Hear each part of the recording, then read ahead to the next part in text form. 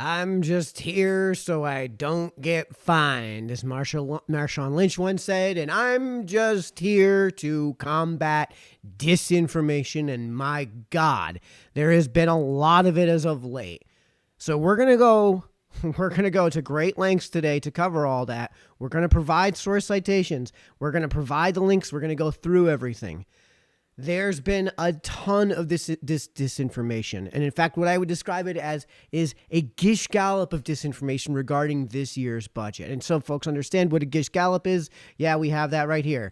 Wikipedia has a great definition for it. The Gish gallop is a rhetorical technique in which a person in a debate attempts to overwhelm an opponent by presenting an excessive number of arguments without regard for their accuracy or strength, with a rapidity that makes it impossible for the opponent to address them in the time available. Gish galloping prioritizes the quantity of Gish gallopers' arguments at the expense of their quality. So what we're doing is we're combating a machine gun fire disinformation, where what's been happening as of late, especially at the last town council meeting, is speakers are going to the podium and just spewing claim after claim after claim at a machine gun fire pace that's not in any way based in truth. And I'm sure you guys have seen a lot of them, but this is where we're going to be combating that disinformation. This is where this video is where you're going to see, this channel is where you're going to see the truth. That's where you're going to see all of this. And folks that are watching from home, if you're watching on Facebook, share this video on Facebook. Have the guts. Share it, because this is how we're going to get this information disseminated. If you guys are watching on YouTube, again, share this video on Facebook, wherever you might be able to share it. So folks know, just real quick housekeeping, Facebook it has now taken a policy of just simply deleting live stream videos after 30 days, and there's no way to recover them after that. So folks, we really should be migrating to YouTube. So if you guys are watching on Facebook, that's great. I appreciate it. If you have a YouTube account, that's even better. Watch it on YouTube. And that's where it will be. All of this will be permanently. I'm going to try my best to compile all of this into more digestible clips, but we're going to run way over today. So we're going to be doing something a little bit more informal. And since there's so much disinformation, I had to think of a way to concatenate everything into a much more concise and digestible format. So I'm not sure how else to go about that without spending a ton of time on this sort of thing. And when I say a ton of time, I mean, you guys have seen the scripted videos I put out. You guys have seen when I go through all of the sources and provide a dozen source citations of the highest possible caliber of academic research, peer-reviewed academic research, and it just gets completely ignored by the other side because, again, it's just they're treating the conclusion as the axiom. They just hand wave it. No, don't care. Don't care what he has to say. Don't care what the sources say. Don't care what every iota of data and research says. Don't care about the truth. This is what I want, therefore, right? And we're going to get into what all of that means. But for tonight, primarily what we're going to be doing is just watching this one speaker speak, because this is from the April 28, 2025, I guess it says, regular meeting of the town council. And we're going to start at about 12 minutes and 15 seconds. And we're going to do kind of a watch along where what we're going to do to combat all of this disinformation is just go right through everything this speaker says. Her name is Attorney Jamie Bell. Apparently she lives here in New Milford and has kids in the system. Regardless of all of that, we're going to be doing a lot of pausing. And the reason I've picked this is because in addition to the fact that she speaks at great length to the tune of about 15 minutes of public comment, in addition to all of that, her commentary basically is the summary of all of the false claims that have been made toward this regard. And the reason I'm picking the Board of Education side of the proposed budget in this particular case is because that's where this disinformation is emanating from. And so that's where I'm going to combat that disinformation. And like I said, I want to be able to do this in a digestible format. I don't know how else to do that, again, without spending like 3 weeks of just doing editing. That is going to go completely to waste because, like I said, the other side just has no regard for any of the work that I do. Even when I provide all of the sources, even when I do the source citation, they don't do it. So we're going to do something that's a little bit lower effort. And in that respect, I think I'm going to try to do live Q&A as we go. I don't know how much we're going to be able to get away with doing as we go, but I'll do my best to try to keep up with your live commentary. Folks, if you have questions, if you have comments, just please leave them in the comment section. Leave them in the live. I will do my best to get to all of them. Definitely by the time we're done. I try to do the show in an hour. It's not going to be possible to do this in under an hour. So we're probably going to be in the area of 2 hours or so in length. So, thanks for tuning in. Again, share, because we're just about to get started here. All of these claims that you've heard, we're going to go through them. We're going to go through them, and we're going to point out the ones that are untrue, and we're going to debunk them. So, again, last chance to share this thing before we get started. I really appreciate all the efforts that you guys have made to help me promote the truth in this regard. So let's go ahead and get into Attorney Jamie Bell's comment. Now, I'm also watching all of this, as you can see here, at 1.5 speed. I don't know how else to go about this without this taking forever. Folks, let me know in the comments if 1.5 speed is too fast for you. And I will do everything I can to make this go by as quickly as I can otherwise, and maybe we can talk about reducing speeds. But without further ado, here's Attorney Bell's commentary.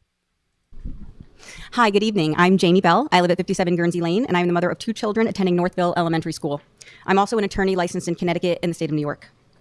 Tonight, I'm here to talk about responsibility, public trust, and the simple, unavoidable facts before us regarding the Board of Finance's vote to reduce the Board of Education's proposed 2026 budget request.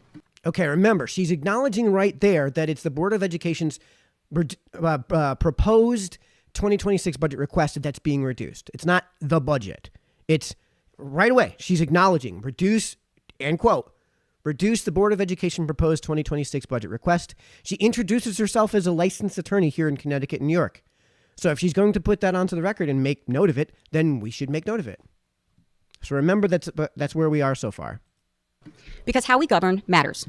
And what happened on April 9th at the Board of Finance meeting demands careful scrutiny and immediate correction. Okay, what is the immediate correction? What does she mean by immediate correction? Hopefully we can get her to actually answer that directly. And since I've watched this video and taken notes, she's going to. So pay attention to that. What does she mean by an immediate correction? There's 2 main reasons why the $1.6 million reduction should be subject to the motion to rescind. Okay, so real quickly, the motion to rescind was a previous speaker spoke and demanded that the town council instruct the Board of Finance to hold an emergency meeting to rescind a particular motion made through the budget process, a process which exists for a reason. And I'm going to say it. It's a democratic process because here in the town of New Milford, although the federal government, I'm aware, is a constitutional representative republic, what we have at the local level here in the municipal government in New Milford, Connecticut, is the closest thing you're ever going to get in its town meeting form of government in 2025 in the developed world to a direct democracy. So yes, I'm going to be referring to this process as a democratic one, and which exists for a reason. And you don't just have the Board of Finance call a supposed emergency meeting after they've made the deliberations and ahead of the referendum because you don't like the number. And we're going to see this. I'm going to go ahead and poison the well right now. That's all this winds up being about. That's all this winds up being about, not liking the number. So we're going to completely upend the statute and charter governed process, the normal process, completely upend the entire democratic process because we don't like the number for a non-emergency so that can you imagine the precedent alone that this would set? But that's what she's referring to in terms of the motion to rescind. The motion to rescind, it would be the hypothetical motion of the Board of Finance to rescind the motion that was already approved. Ms. Covell just brought up. First, the $1.6 million reduction that was calculated, reviewed, and approved by the Board of Finance was based on the misapplication of Connecticut law, specifically the improper interpretation and use of the minimum budget require statute, which is Connecticut General Statute Section 10-262J. Okay, so we actually have that right here, the minimum budget requirement. A, because remember, we're talking about, she just said 10-262J, Section A, except as otherwise provided under the provisions of subsection B to H, inclusive of the section, for any fiscal year, the budgeted appropriation, so that's the actual budgeted appropriation, for education shall not be less than the budgeted appropriation. So the actual budgeted appropriation, the one that was adopted at referendum for education for the prior fiscal year. Right. So the one that was adopted last year, plus any aid increase described in Section D of Section 262, 10-262I, except that a town may reduce its budgeted appropriation for education for the fiscal year by one or more of the following ways. So what we're talking about is a year-over-year decrease. Remember, this is the budgeted appropriation for education. That's the actual thing that's approved. Right, so that means that on May 20th, when we have a referendum, we are not allowed to approve a budget appropriation for education less than the budgeted appropriation for education for the prior fiscal year. Remember, it's the same language. The budgeted appropriation. Here we go. The budgeted appropriation. The budgeted appropriation for education. For education. For the prior fiscal year. This is what we're referring to.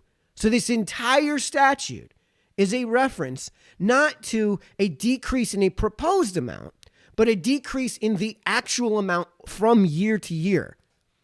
Which means that if we had a ridiculous proposal that I'm going to get into in just a minute, this doesn't govern it so long as that proposal or whatever reductions to that proposal remain above the previous year's budget, with the exception of what's listed in Section 10-262I, which we have right here. So we can go to Part D, just like it says. For any fiscal year, 1, if the amount of the equalization aid grant, which is the ECS, the Education Cost Sharing Grant, is entitled to pursuant to Section this, is greater than such town's equalization aid grant for amount for the prior fiscal year, the difference between the amount of such town's equalization aid grant for the fiscal year and such town's equalization aid grant for the prior fiscal year shall be the aid increase for the fiscal year. So what this is doing, what this reference here is to 262I subsection D, is to the definition of what constitutes the aid increase described in Section D. For the record, that's $53,000, and that's not being contested. Joe DiGregorio actually is going to go into all of this because we have video of Joe DiGregorio going into all of this. But for the record, it's $53,000. And what you will be voting on May 20th is a just more than $1 million year-over-year increase. So Section 10-262J, this is the first major argument, has absolutely no bearing on any of the amendments that were made at the Board of Finance hearing on April 9th. So this is the first major argument. So let's go to the second major argument. Second, the review conducted by the Board of Finance violated their fiduciary duty under Connecticut law, breaching the standard of care they owe to the citizens of New Milford. And as a result, the decision cannot stand. So it's the fiduciary duty that they have to the taxpayers. It's a fiduciary duty. Therefore, it's to the taxpayers. And that's what that fiduciary duty means. Now, with that being said, in very short and very brief, these are the two main arguments Attorney Bell presents. So in short, if we can debunk these two things, she has no argument. She has no argument whatsoever. I'd like to begin by explaining why the Board of Finance's proposed reduction is not supported by Connecticut law. The amendment that was voted on and proposed by a Board of Finance member, Mr. DiGregorio. So I'm going to explain step by step the rationale behind that proposed amendment, why it's flawed and actually not legally sound. Now, okay, so it's not legally sound. We have that rationale. We have the rationale that she's referring to, and it's right here. So we have Joe's rationale. And this is something that he posted on April 3rd of this year. After careful consideration, so he's talking in parts 2. He's talking about revenue from the municipal side in part 3. He's talking about overall expenses beyond that. So we can ignore that because this is what we're talking about here in this conversation is the Board of Education side of the budget. So after careful consideration, I have come up with the following recommendations for the town budget for this fiscal year. 1, we are fully justified to reduce the Board of Education budget from the 2024 to 2025 budget cycle proportionately to 50% of the net student loss at the largest decrease in student population over the last 5 years. See the statute below, which he links. Year 22 to 23 to 23 to 24, the district lost 81 students. At the calculation provided and the supporting documentation provided by Janet Parlato, we would reduce the budget by 50% of $19,269 times 81 students, or a total of, and I'm inserting that so you can understand it better, $780,294.50 based on the 25 budget. The net budget to go to the taxpayers for the educational portion of the budget would land at somewhere around $72,114.50. I need to review the actual pre-revenue budgets to confirm this number, but I gather it would be in the ballpark. Alternatively, and this is important, alternatively, if a decrease from the current appropriation is unacceptable, so we're talking about if it's unacceptable, if the voters don't have the guts for this, to do a year-over-year decline, an alternative to a year-over-year decline would be we could reduce the current request by the full amount of 81 students at the current estimated expenditure of roughly $20,500 per student on a budgetary basis. BOE approved budget ending 25 divided by 3,580 current students in this year, not the number expected for the next year per BOE presentations, or $1,662,140.56. This would retain an increase of approximately 1.6% over the previous year's approved budget. In this scenario, the adjusted budget number to go to referendum will be $74,670,446.43. This was before, I believe this was before the town council made its $295,000 reduction in the request. So that is Joe's rationale. Before we even get to the Board of Finance meeting from April 9th, it publicly posted for everyone to see. Now, when beginning to discuss the amendment, Mr. DiGregorio cited past closures in New Milford, school closures, implying that this justified reducing the proposed education budget. He referenced a school. Yeah, okay. This was part of his rationale for an alternative motion, which he did not make. Also, is it really that irrational to expect a savings on the closure of an entire school whose closure was for the express purpose, as enrollment has declined so greatly? In the end, again, this was for a motion he didn't make. This is what's called a red herring. We have here on Wikipedia is a red herring as an informal fallacy. The red herring falls into a broad class of relevance fallacies. Unlike the straw man, which involves a distortion of the other party's position, the red herring is a seemingly plausible, though ultimately irrelevant, diversionary tactic. According to the Oxford English Dictionary, a red herring may be intentional or unintentional, is not necessarily a conscious intent to mislead.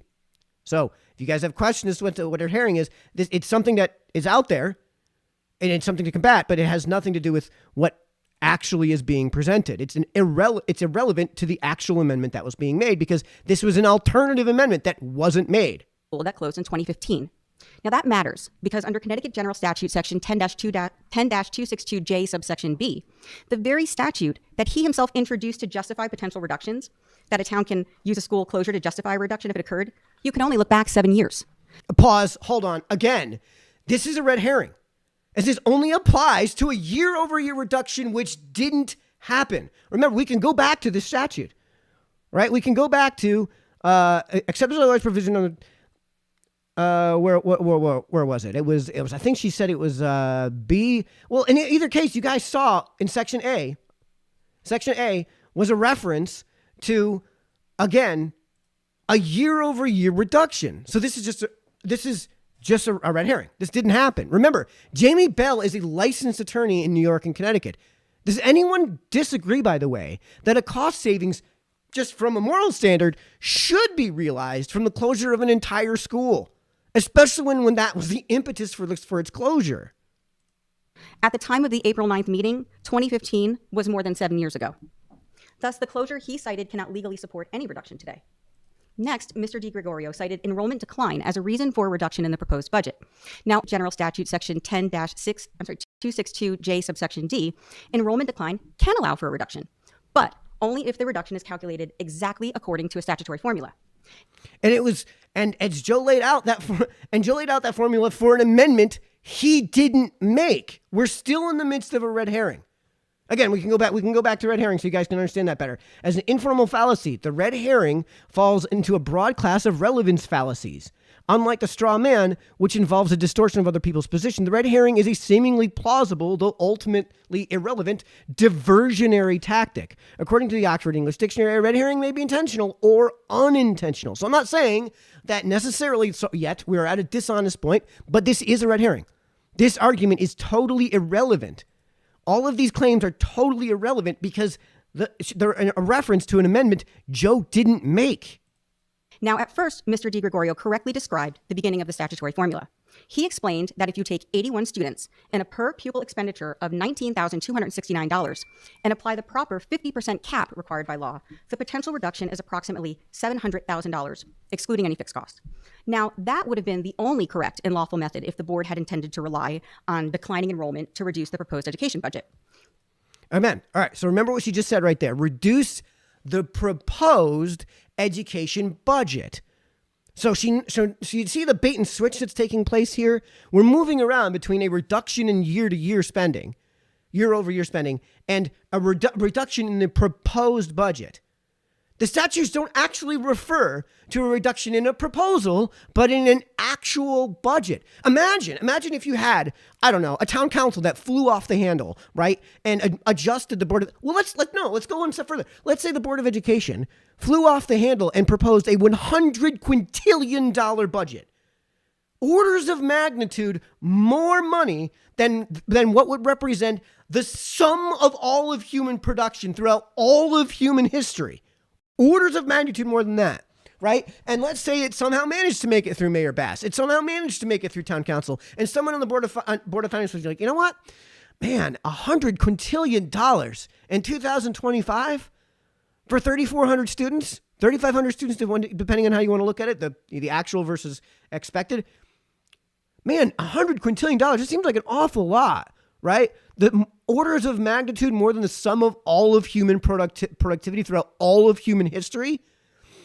Maybe let's go down by 99. Let's go down by 99 quintillion and still leave it at a quintillion freaking dollars, which again is an amount of money that would represent more productivity than has ever existed and ever been realized in all of human existence.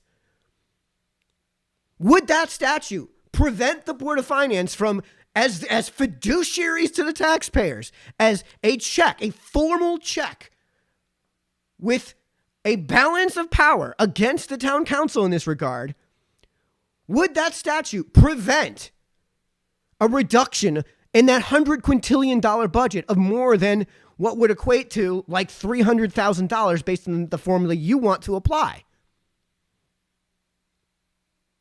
Would it prevent the Board of Finance from saying, wait a minute, we went from 70-something million to 100-something quintillion? No, throw all that away. We're going to have to just basically go on our gut and say, I don't know, 75.5 million, take it or leave it, right? And we throw it out to referendum, and that is the final check on, our elected officials flying off the handle, right? And that's what the Board of Finance is there to do. That's what they're there to do. And remember that $100 quintillion example, because I promise you, it's going to come up again. Because the arguments that she's making would actually suggest that you can't significantly reduce a budget if it comes in at $100 quintillion because you had a bunch of wackos in an elected office that flew off the handle. This is a reference. The statutes are a reference to a year-over-year decrease, which isn't happening. So all of this is an irrelevant red herring. But that's not what happened. What happened instead was that Mr. DiGregorio pivoted away from the statute and introduced an entirely different number. Yeah, because the amendment he proposed wasn't subject to that statute. $3.4 million. It appears that Mr. DiGregorio incorrectly told the board that it had the right to reduce the Board of Education's 2026 proposed budget request by $3.4 million, simply because the proposed request would still be above last year's appropriation. False, false, false, false, false. She's combining two arguments. $3.4 million would be legal because of the statutes he referenced, but the amendment he actually made wasn't a $3.4 million reduction to the proposal, but a $1.66 million reduction, which does represent an increase year over year of, it works out really to about 1.4% and isn't subject to statute. We can go to Joe's post. He makes reference to the statute. This is the whole thinking behind the whole thing. Remember what she said explaining Joe's motivations? Is this a good faith explanation? This is a fundamental misapplication of the law. You have 30 seconds left. Sure.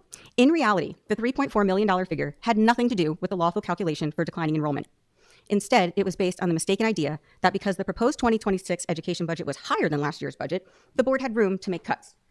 False, false, false, false. We just went over this. Now, she's going to explain, she's going to request more time, which you are allowed to do. And the way you request more time at a meeting like this, I've done it before, other people have done it before, is you have someone else sign up for public comment at, let's say, a town council meeting, as is the case here. And that person is entitled to 5 minutes of public comment.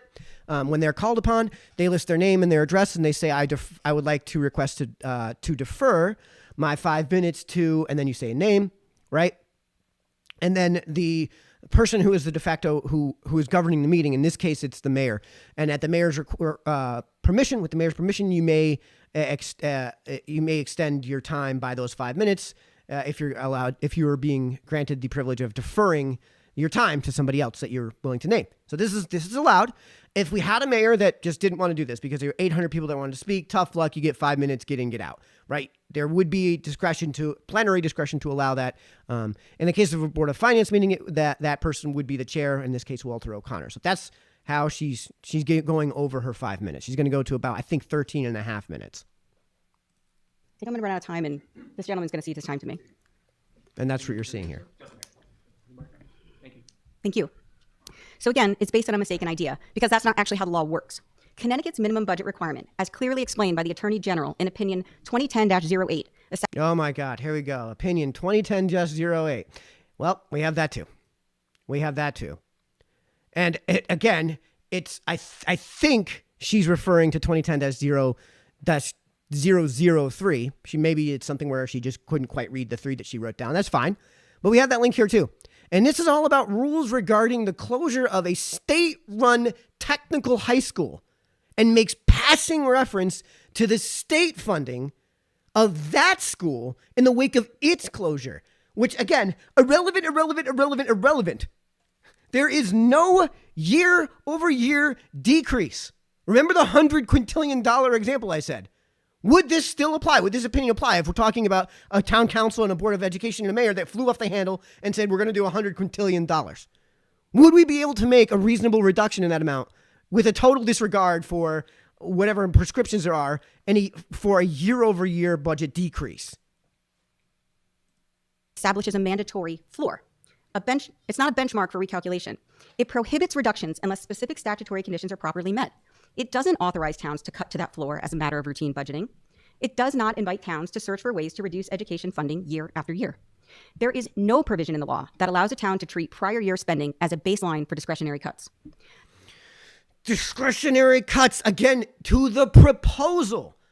These are necessarily discretionary cuts because they're to the proposal. This is why it's important to get the rhetoric and language right, and why we're so constantly trying to correct those on the proverbial other side who claim there has never been, and you've heard it a million times, they constantly cut the budget, right? No, there has never even been a budget cut to the Board of Education's annual adopted budget. It's never happened, at least not as far back as I've researched, and I've researched back into the early 1990s. So if somebody's got something to tell me about how this all worked in the 1980s before it was all pursuant to all these statutes, go ahead. I don't know how it would be relevant, but I don't know how, a year-over-year decline from 40 years ago would have been relevant when these statutes he's referring to didn't exist, but sure, let's hear it. Again, these are discretionary cuts to the proposal. The legislative history is clear. The Connecticut General Assembly created the minimum budget requirement to protect educational programs from local fiscal pressures. We have that too, 1988. Yeah, we can go to, let's just jump to a page because so you guys can kind of see what we're looking at here. It's really, really, really difficult to read. This is a complete transcript of the entire conversation that took place in the chamber, in the House, in the Connecticut General Assembly back in 1988 when this thing first went through. And it's 262 pages. Happy to provide the link. We're not going to go over it. We're not going to read the whole thing. It's 262 pages of incredibly boring reading for the most part. I read it. You can read it on your own time. The law was put together in 1988 to protect the educational cost-sharing grants, not general spending at the local level, and not quote-unquote educational programs, as Attorney Bell put it. I read it. Either case, it's still a red herring because it pertains to an amendment that wasn't made.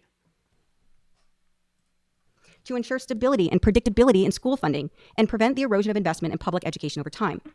What does this mean? It means the Connecticut lawmakers expressly rejected the idea that towns should have free discretion to slash school budgets annually. And that's not what's happening. It's not being slashed annually. It's increasing by over $1 million this year. The purpose of the minimum budget requirement is to shield public education from exactly the kinds of financial pressures and political calculations we are seeing now. Again, I actually read the history regarding this legislation, and no, it was to protect the educational cost sharing grants. Nothing more. And this is still a red herring. And importantly, the job of the Board of Finance is not to race to the bottom. If setting a budget simply meant doing basic math to meet a minimum requirement, we don't need a board at all. We just need a calculator. The reason we have a Board of Finance is because the law expects thoughtful deliberation, good faith decision-making, and careful judgment about the real needs of the community, especially. So I was actually at all of the Charter Revision Commission's meetings, and the Board of Finance exists explicitly as a check with a balance of power against the town council and to act as de facto fiduciaries on behalf of the taxpayers. Check. Balance. These are good things. They are the check against runaway spending. That's what they're the check against. Again, what would you have done? What would you have the Board of Finance do with a $100 quintillion budget? Especially when it comes to education. Now, after suggesting a $3.4 million reduction was permitted, Mr. DiGregorio then stated he couldn't stomach that amount. Okay.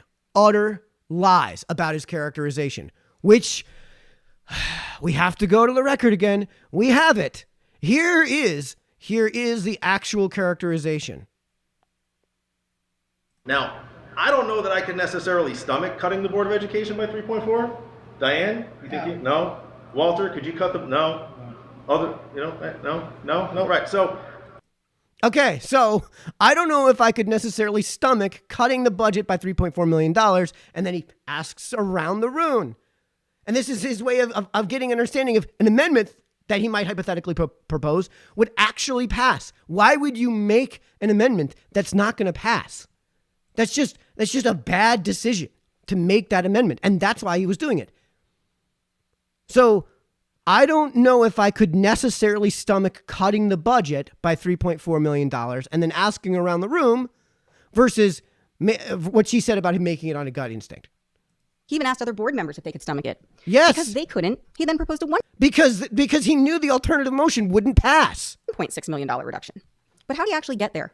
He took the same 81 students and multiplied that by the per pupil cost of $20,520 to reach $1.6 million.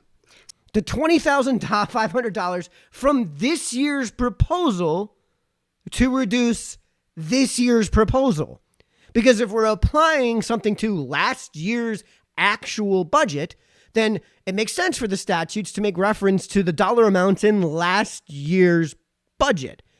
But if we're going to make an adjustment to this year's proposal, it would make sense to base things on this year's proposal. Again, she knows the $3.4 million reduction in the proposal wasn't moved for, and that the $1.66 million reduction in the proposal was moved for. That's what was moved for. Not $3.4 million in the proposal. $1.66 million. So that means he used a 100% calculation of the per pupil cost, ignoring the 50% cap the law imposes under Connecticut General Statute, Section 10-262J, subsection A2. Because it doesn't apply to year-over-year increases. And Joe, modifying the metrics within the methodology isn't totally disregarding the methodology. It's applying a different method within the methodology. In fact, it's not even a metric within the methodology. It's not even applying a different metric. It's applying a different numerical value within that metric. That's all that's taking place. He's not completely disregarding the methodology. Jeez Louise. There was no discussion why that 50% statutory cap, a clear limit imposed by Connecticut law, was ignored. There absolutely was, and we have that too. This is 4658. Do I have that right? Oh, okay, here we go. I do think that we can look at the budget and kind of push back a little bit to force some sort of hard look at where the dollars are actually going in the budget. Now, I think that we could probably go 81. Here, you know what? We're going to slow this down. Because he's speaking way too fast. I do think that we can look at the budget and kind of push back a little bit to force some sort of hard look at where the dollars are actually going in the budget.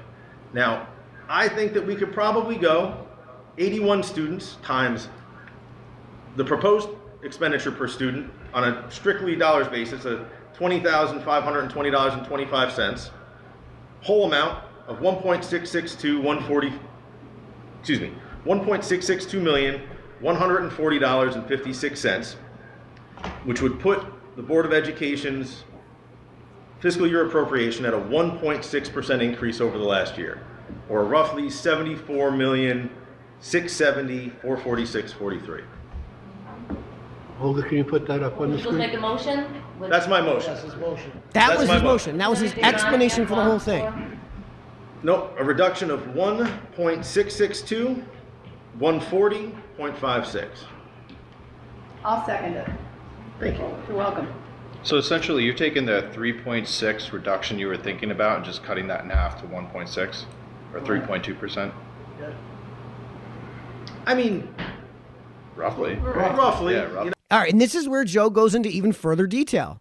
This is why he goes into further detail about what he was doing and why it doesn't why the statute doesn't pertain. But instead of actually cutting into the previous year's budget, Yeah. because Which I is do what he's talking think that they have some, that the Board of Education definitely has some fixed expense increases and that sort of stuff, and this pushes into those fixed expense increases a little bit, where they have to make some hard choices and look at the budget, with some sort of precision Yeah. to figure out what it is exactly that they need versus what it is that they want. Like you said, it's 19,000 by Yeah, so there we go. There's our explanation.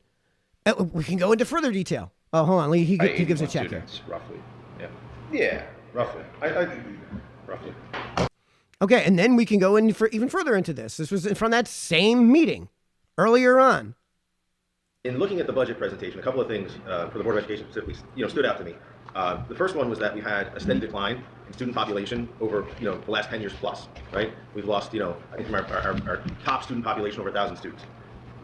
Then digging into the Connecticut State General Statutes, they outline a process by which a Board of Education budget could actually be reduced from the previous year's appropriation. And one of those conditions is a steady declining student population, and the other one is the closure of a school. Both of those things occurred in New Milford over the time that I've served on the Board of Finance. That would allow us to select a specific year in the last 5 years that had an actual student population decrease, multiply that by the appropriation of the last fiscal year, and then we could actually reduce the school budget by that amount. So I was looking through, and I found in, I think it was the Board of Education fiscal year 22 to 23 to 23-24, the district lost 81 students. At that calculation of half of the appropriation for the last fiscal year of $19,269, at that 81 students would be a reduction, right? So half of that dollar amount. We could actually reduce the Board of Education budget by $780,294.50. So that would put the appropriation at $72,672,114.50 instead of I just had it out here a second ago. What was it? 76? Oh, it's up there. 76,037, right? So we could actually cut the budget by $3.4 million. So Now, we could do that. He explained that rule. I have kids in the school district, right? So Here we I go. don't necessarily want to do that, but I think that the best way to, affect positive change is sometimes to shock the system a little bit.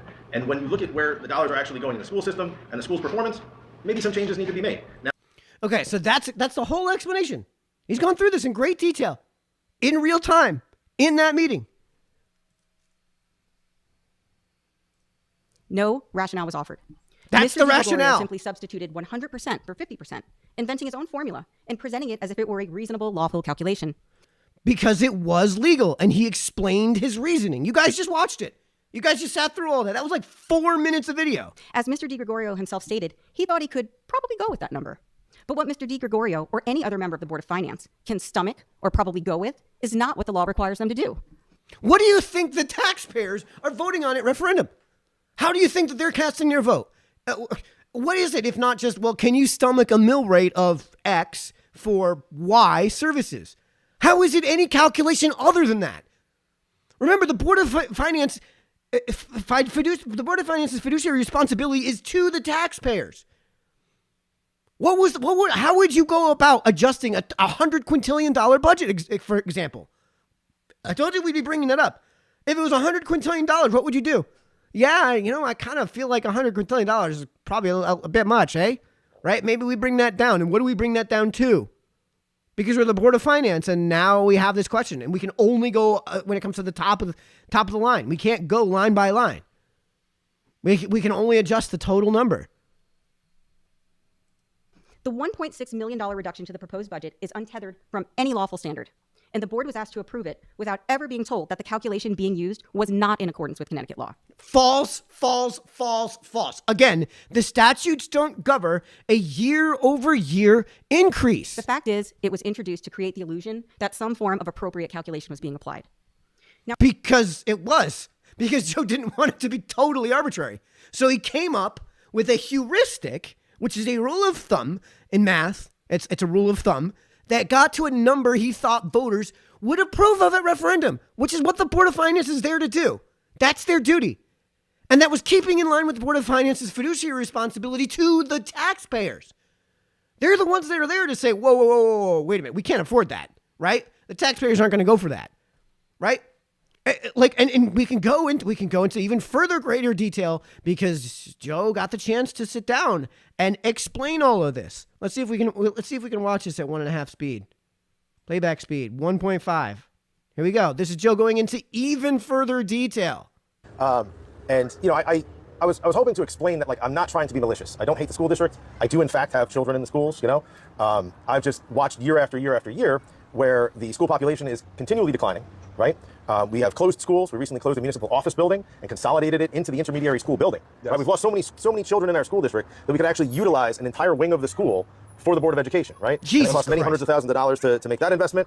Capital projects have slowly been transferred from the school to the town. Things like the roof project, oil tank repairs, you know, all large cost savings we should realize. And we've never actually realized any savings from any of these items, right?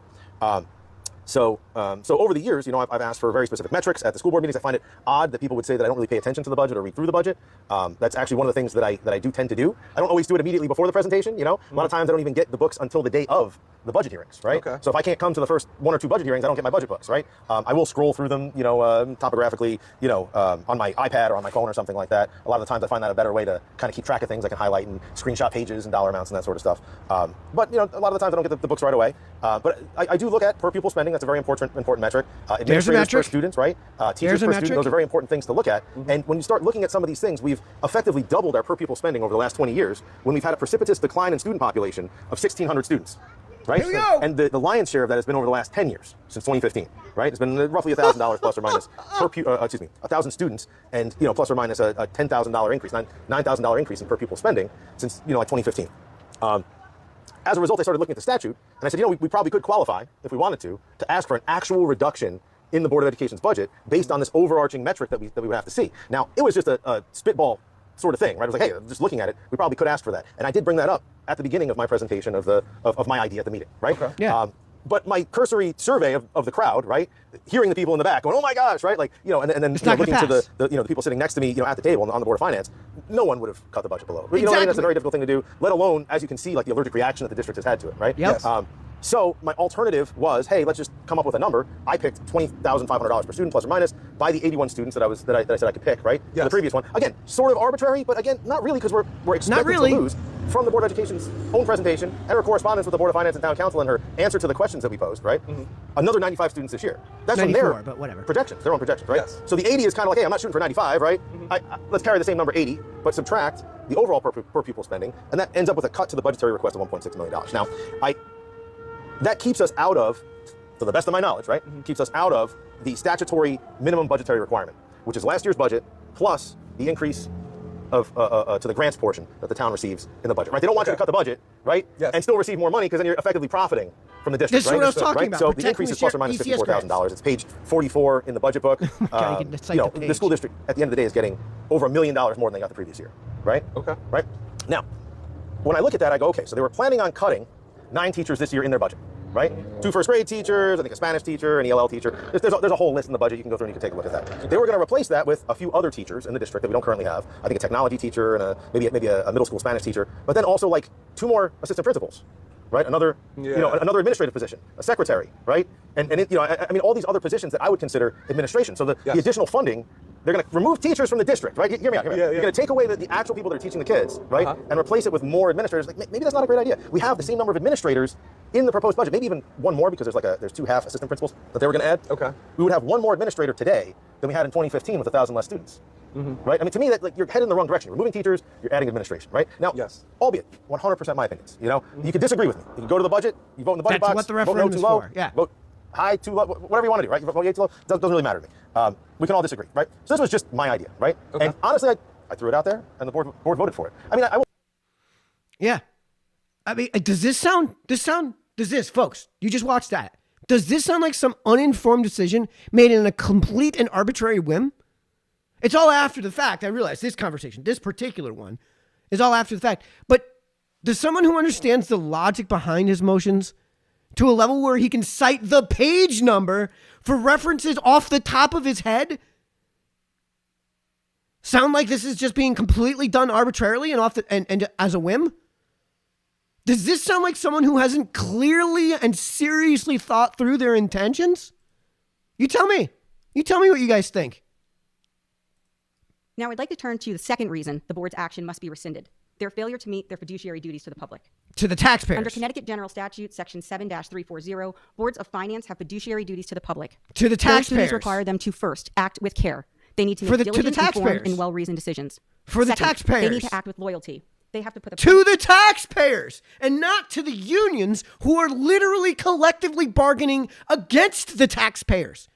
What do you think the collective, that means people coming together, bargaining, which means a negotiation, unit, singular, one thing. What do you think they're collectively bargaining against? It's against you and me, the taxpayer.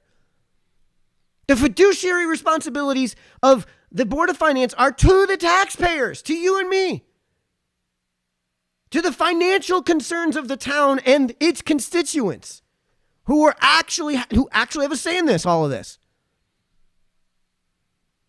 public's interest ahead of any personal or political agendas. Third, they must act. Right. So, which means putting them ahead of the interests of the unions who are they are collectively bargaining against. Where the taxpayers' interests collide with the interests of teachers and with the other employees of any other town department, the fiduciary responsibilities of the Board of Finance lie in serving the interests of the taxpayers. In good faith by applying the law honestly and consistently. And fourth, they need to obey the law by faithfully following all applicable statutes and legal standards. Which they did, which we know now that they did. The Connecticut Supreme Court in West Hartford Education Association versus DeCourcy, and again in Brookfield Education Association versus Brookfield, made clear that budget decisions must be made reasonably, in good faith, and not arbitrarily or capriciously. Yet here, the board relied on fabricated math and arbitrary preferences. Okay, big pause. Big pause. Does this sound arbitrary to you? Does any of this that we went through at the Board of Finance meetings, does any of that sound arbitrary to you? Did this conversation, this lengthy conversation I made you guys sit through, did that sound arbitrary? Or did that sound like he had a thought process and it was an extremely well thought out thought process? He had a rationale, he had a reasoning. There was a logic to everything. Did the math Joe put together in real time, and which was checked in real time by our finance director, sound fabricated or perfectly accurate and based on a genuinely and sincerely held belief? By the way, the genuinely and sincerely held belief is the thing that fundamentally underlies good faith. Excuse me.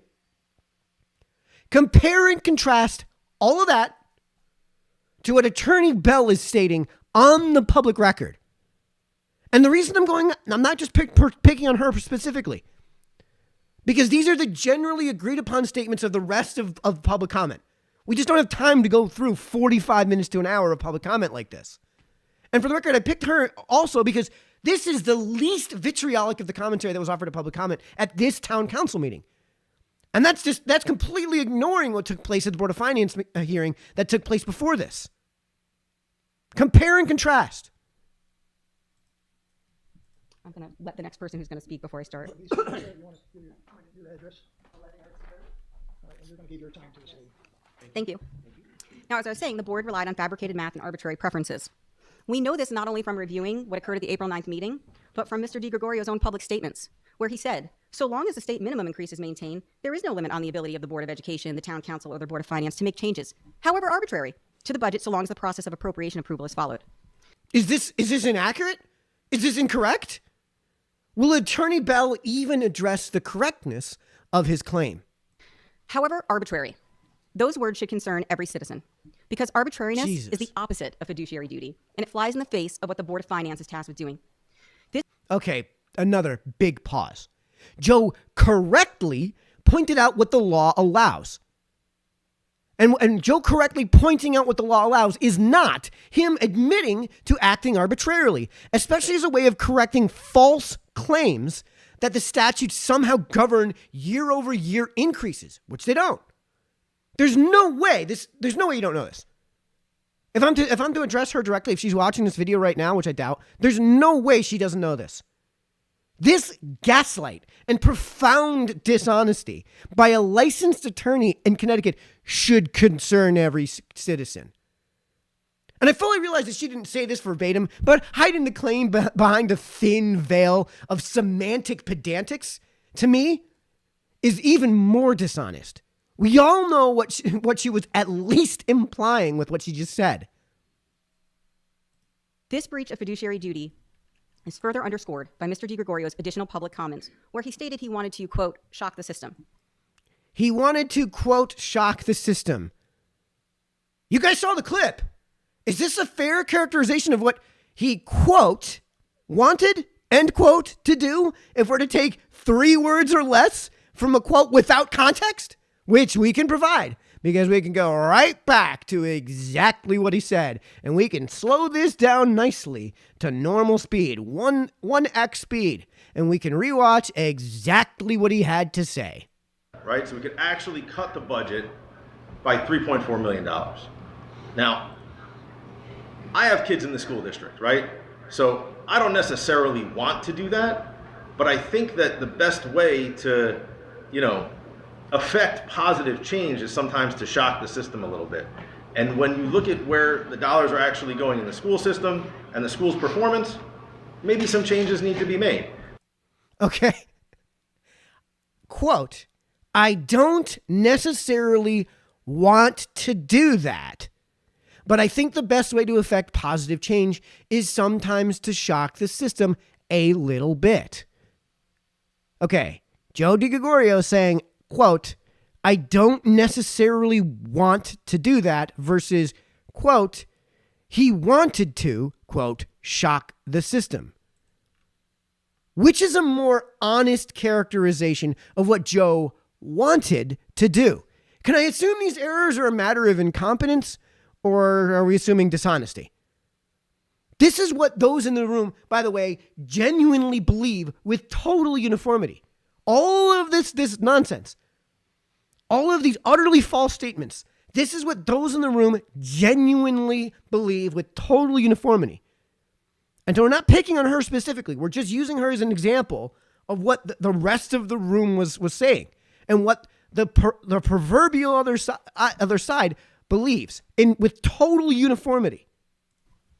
Public officials charged with financial stewardship do not have the right to shock the system with arbitrary drastic actions. Fiduciary duty requires reasoned, good faith decision-making, not disruption for its own sake. You all watch the tape. Is this a fair characterization? Does anyone think what Joe did with all the actual sources I've provided, with all the actual sources I've provided, is disruption for its own sake? Can we continue to apply Handler and Tracer and assume this commentary is just a matter of incompetence? When a member of the board openly speaks about wanting to shock the system, it clearly demonstrates a disregard for the care, loyalty, and good faith that's required under Connecticut law. It reveals a willingness to abandon fiduciary standards in favor of... Wait. Pause. Is that what he wanted to do? Or is that something he, quote, didn't necessarily want to do? Political or personal motives at the expense of the citizens they were elected to serve. Wait, serve the citizens as fiduciaries to the taxpayers. The lack of any real deliberation at the April 9th meeting clearly demonstrates that fiduciary duties were breached. There was no analysis of educational needs, no weighing of the town's financial condition. perhaps this is Attorney Bell's first rodeo with the budget process, but all of the Board of Education's hearings are on video. All of the joint budget hearings of the Town Council and Board of Finance are on video. The Town Council's deliberations are on video. The Board of Finance deliberations are always short because the process gets them to this point. And it's why the Board of Finance only has discretion over the overall numbers. They are a check on the Town Council as fiduciaries to the taxpayers. The Democrats on the board, for the record, the Democrats on the Board of Finance could have dragged this out for hours if that's what you'd like. They didn't. They didn't. And no reviews of the impacts on students, programs, or staffing. Instead, after about 10 minutes of discussion, the board approved a $1.6 million reduction based solely on what members said they could, quote, stomach, or what they could probably go with. Gut reactions are not governance. They're reckless, and they present a breach of fiduciary duty and a breach of the public trust. It's clear that at the April 9th meeting, the Board of Finance misunderstood or misused the law. They False. ignored their fiduciary duties. False. They relied on personal feelings over legal False. obligations, and they failed the community they were elected to serve. I've completely false. Because the $1.6 million reduction was based on unlawful calculations, False. improper application of the minimum budget requirement, and a False. breach of fiduciary duty, the board's False. April 9th vote must be rescinded. False. Why must it be rescinded? None of those whereases, if you will, are true. But I want to be clear. Rescinding the April 9th vote, while it's necessary, it is not nearly enough. The not citizens nearly of New enough. Milford deserve better. They deserve a Board of Finance and a Town Council that exercises their fiduciary duty with care, loyalty, and good faith. They deserve Good faith. decisions rooted in law, reason, and responsibility, not arbitrary numbers or personal preferences. Fixing this vote is only the first step toward restoring the public trust. Real accountability and a we renewed go. commitment to lawful, responsible governance must follow. The citizens of New Milford and the students of New Milford deserve nothing less. Thank you. How on earth do you take that, other than to imply that this is an election year and proverbial heads need to proverbially roll at the election? How would you take that? This is only the first step. More needs to be done than getting what you want in terms of a dollar amount. How is that not a political motivation? Never mind the complete upending of the entire democratic process that she's calling for. Apparently, that's not enough. And everyone agrees. And everyone agrees. Imagine what the protection of a union and its infinite money can bring to a room like this with the allyship of a licensed attorney. Imagine what your employers, you guys, imagine what your employers would say if you went to this level of a demonstration of Gish gallop of disinformation. What would your employer say if you flew off the handle at a town council meeting publicly? For small business owners, just like me, that have to stick their necks out when we do this sort of thing, that can't speak out like this. Same question as it relates to your customers. Imagine if you could turn around and sue your customers for firing you because you know what? You flew off the handle at the town council meeting and said some stuff that was kind of wacko, and I don't want to be doing business with you anymore. Imagine if I could turn around and sue my customers with the power of the world's strongest union behind me and billions of dollars backing it and all of its lobby groups that are allies to it. And the reason that we're picking on this speech, this one right here, again, is because everyone in the room agreed. Every one of the other speakers came out. And this was the least crazy thing that was requested. Because there were other speakers that demanded the town council in that room that night, on a whim, ad hoc, amend the agenda of the town council meeting that night to overturn that decision. You want to talk, I never ever want to hear from these people again about democracy being in danger or democracy being under threat. Never again. I don't want to hear it again. And there were other speakers that said some other things, that made some other claims that were utterly false too. I'm going to address just a few things that I've seen tossed around real quick. Yes, it's true that the 4 people that voted in favor, the majority that voted in favor on the Board of Finance, not just Joe, this wasn't just him, it was the majority that said, yeah, that sounds totally reasonable on the Board of Finance, that agreed with him. Yeah, okay, those 4 don't have kids in New Milford Public Schools right now. All 3 of those who opposed the amendment, all 3 of them also don't have kids in New Milford Public Schools. All 3 of them. I'm sure you've heard that there are 62 pink slips being issued. 62 teachers are not getting laid off. This is first things first. To call it a pink slip is a stretch because a notice of non-renewal is not a notice of termination. A retractable notice of non-renewal is retractable, and it doesn't become official or effective or meaningful until the contract you're currently under expires in the first place. You're still employed, and it can be retracted. A notice of termination requires a rehiring. You have to reapply. You don't just wait for your employer to retract it. So to call this a pink slip, that's not how the world of business defines a pink slip. And for the record, it's not going to be 62 teachers. It never was going to be 62 teachers. At most, I have it on extremely good accord that it's going to be about 15 or so teachers. At most, maybe 20, maybe. And that's going to be a big, big stretch to get to 20. It's probably more like 15 or so to make up for that $1.66 million. It's really $1.95 million from the Board of Ed approved budget. And for the record, 62 teachers is so far in advance of $1.662 million that it can't possibly account for that. It can't possibly account for that. And we can do some math. Right? And we're about to go do that. And again, I have links for all of that. I have source citations for all of that, right? And we're going to go through that math. But very quickly, these things were never intended to represent 62 terminations. It was never intended to be that way. Almost all of these, the overwhelming majorities were always intended to be something that we're going to get retracted. And for the record, in other districts, what they do, and this is something that I believe it was Dr. Parlato has talked about on the public record. Don't put words in my mouth. I can't remember for sure, but I know for a fact that because for the conversations I've had with those people that I have,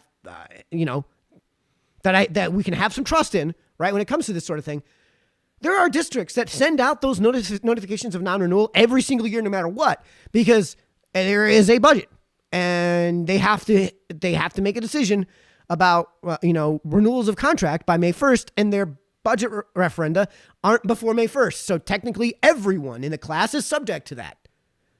So they send out however many notices of non-renewal to every single teacher. And then in some cases, the intention is to retract every single one of those non-renewal notices.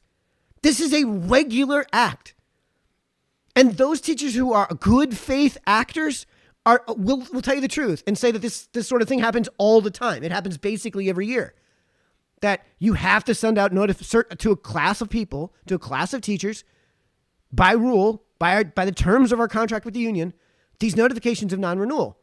And if you intend to keep them at the end of the year, with the next year, you just renew the contract and you retract the notice of non-renewal.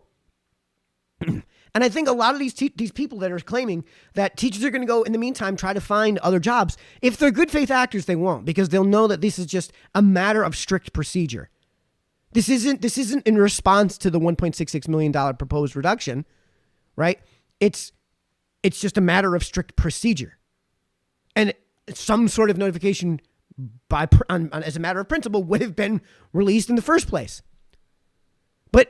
But the gaslight you're hearing is that it's going to be 62 teachers that either already are laid off, which they aren't, or are going to be laid off for the fall, which they also aren't. And we can math that out because we know exactly how much the lowest qualified tier of payment is per our union contracts, because we have them right here, right? We have the tables, we have the charts, we have all 900 cells. All 900 cells of qualified payouts, bare minimum salaries. And in the lowest qualified tier, the lowest possible dollar amount that anyone could be making as a full-time teacher in New Milford Public Schools is right here. Simple Bachelor of Art. First at Bachelor of Arts with, this is what these numbers refer to, no years of experience, no hours of experience whatsoever in the classroom, and in their very first year of being hired. 52,963. And if we multiply that by 62, this is all on page 45. Again, I'm happy to drop links. If we multiply that by 62, we get 3.28 million. Just about double that $1.66 million amount. And by the way, as anyone who's ever been in business at any level knows, the cost to keep somebody employed is more than just their base salary in the case of somebody who's been paid by salary. It's more than what you pay them. And by the way, this is just the strict base salary. Because if we go to the end of this, there are supplemental incomes. There are pages and pages and pages of ways to supplement your baseline income. Pages of this.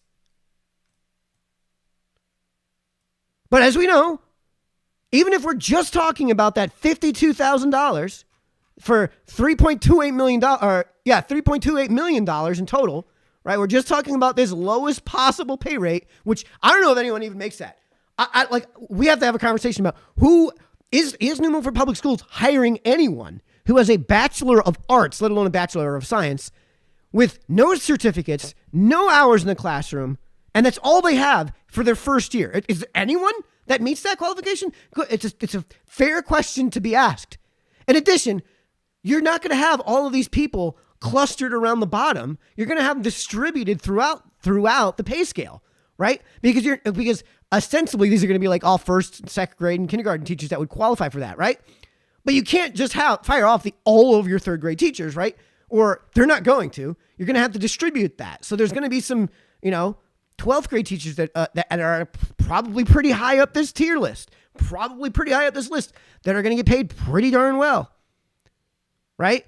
But we're being as charitable as we can be because good faith requires applying the principle of charity, and we're going the lowest possible number.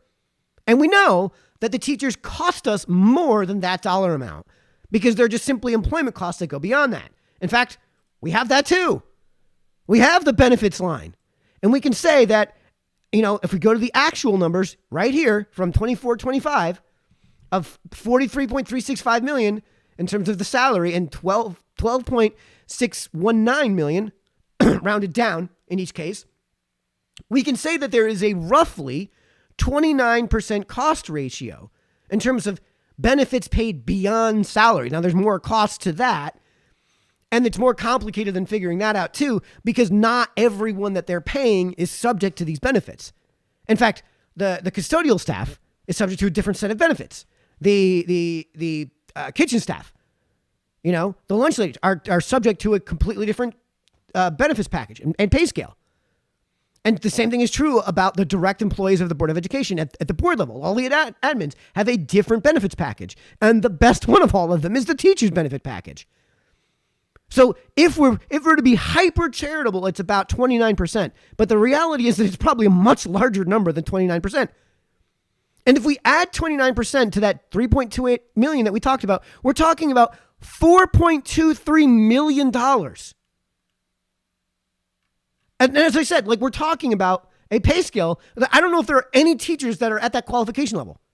And I can use me as an example. Would New Milford Public Schools hire me? Would they? Is there any position? Because I know for a fact that my math background goes into very high order math. Very, very high order math. My physics background goes into fairly decent depth of physics. Way beyond anything that's taught at New Milford High School.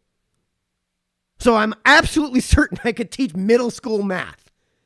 Absolutely certain I could do that. All I have is a Bachelor of Science with no hours in the classroom and no teaching experience in terms of my years in system or out of system otherwise. Do you think they would hire me? Do you think they would bring me on at 52,963 and afford me the opportunity to collect on any of these other supplemental forms of income? Would they really hire me? Let's be honest. Let's seriously be honest. There is already a mandate from the state that teachers to get a teaching certificate and a master's degree. Last I knew, which wasn't that long ago, it was probably 3 or 4 years ago, the minimum requirement was a master's degree within 2 years of employment. I think it was stretched out relatively recently to 30 months, but that was the last I knew, was 24 months to get a master's degree. So that would put you into the master's column, very, very, very quickly, or just not employed. So how many people actually qualify at that level? So let's be honest. It's probably a lot more than 4.23 million. It's probably, I've done some back of the envelope math. It's probably much closer to, 7 million, which is a multiple of 1.66 million. It's multiple times beyond that. So now you've seen the numbers. You've seen the math. You've seen it right there in front of you. You've all seen it. It's not 62 teachers that are getting laid off. We talked. You've heard the claim. I'm sure you've heard the claim that we need to keep our schools funded. Otherwise, it doesn't attract residents. Well, first things first, what does attract residents? Well, I did a video on that. Why do people move? Interstate migration. I provided the data in this clip. And we're going to watch just a little bit of it. We're not going to give you all of the data, but when I do this sort of thing, do you think the proverbial other side pays any attention to this? Or do they just hand wave it and say, oh, no, I don't care what the data says? Or, oh, no, your data isn't qualified. Okay, then what is? I'm providing you the best possible resources. So that's the poll research from that 2011 NDER study. According to the same study. Okay, so this is the National Bureau of Economic Research. We're going to slow this down to normal speed so you guys can understand this better. New job or transfer accounted for a whopping 35.6% of interstate migration from 2007 to 2010 and 13.8% by county. This whole conversation is about our state specifically, but I'll throw in the county statistics to belabor the point.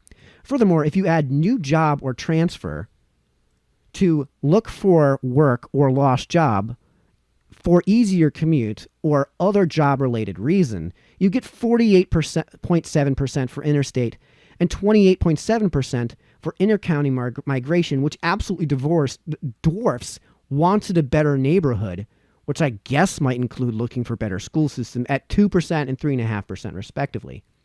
Even if you stretch that definition as wide as possible to include other family reason and to establish own household,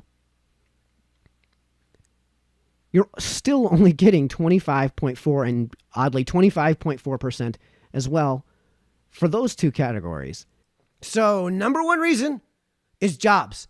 Number two reason is cost of living, which includes your property taxes. And as I pointed out in that video, it is a gigantic stretch to say good schools is what those categories are referring to and nothing else. And the other myth that you're going to hear about this is that, and when you hear people, why people move, we got to keep the numbers for the Board of Education because it attracts residents. Well, no, I mean that's completely irrelevant. That's not what you would want to keep up is outcome metrics, which aren't tied to public spending. And I've said it before. I've said it 100 times. Overall, public spending on public education, K through 12, is not correlated with educational outcomes. Again, because, well, just come to me so everybody understands this. Overall, public spending on public education, K through 12, is not correlated with educational outcomes. One more time so everybody understands it. Overall, public spending on public education, K through 12, is not correlated with educational outcomes. And I did a video on that too. Right here, the truth about spending in public schools, what works and what doesn't. And you can see how I went through this video. It's 21 minutes of raw data. It's 21 minutes of me trying to condense something like 1,500 pages of peer-reviewed academic research into 21 minutes, something digestible so you guys can understand it, with huge, huge sections of quotations. So I'm not taking these things out of context. And I provide, as you can see in the description, all kinds of links to all kinds of research. And in this case, I just said school score reporting and student-to-teacher ratios gathered from publicschoolreview.com because I wasn't going to provide every single link for every single school. You can go onto the school and see what they are today. You don't have to look at what they were in 2016. You can look at what they are today. And the reason I stopped doing this, of course, is because, and I'm doing this instead, right? And the reason I stopped with those highly edited and extremely well-researched videos is because the other side just dismisses them offhand. They just dismiss them offhand. So what am I supposed to do? That's why we're going through this much lower production, much lower effort video, even though it's a lot longer. And even though it probably isn't as digestible as something I could possibly condense to 20 or so minutes. Because this video took 3 weeks just to edit. Months and months and months of research on something that I didn't actually subscribe to, right? I came into this, somebody asked me the question, well, is overall spending, is that the determining factor? Because I was like, well, yeah, what we need to do is just like raise more money. I don't know where you get that money from. They were like, well, wait a minute. Is that really the case? And I was like, I never really thought of that. I think it is, but let me look into this. And I basically set out to debunk this guy. And what I found when I actually looked at the research was, holy crap, overall public spending on public education K through 12 is not correlated with educational outcomes. This video is from April 21st, 2019.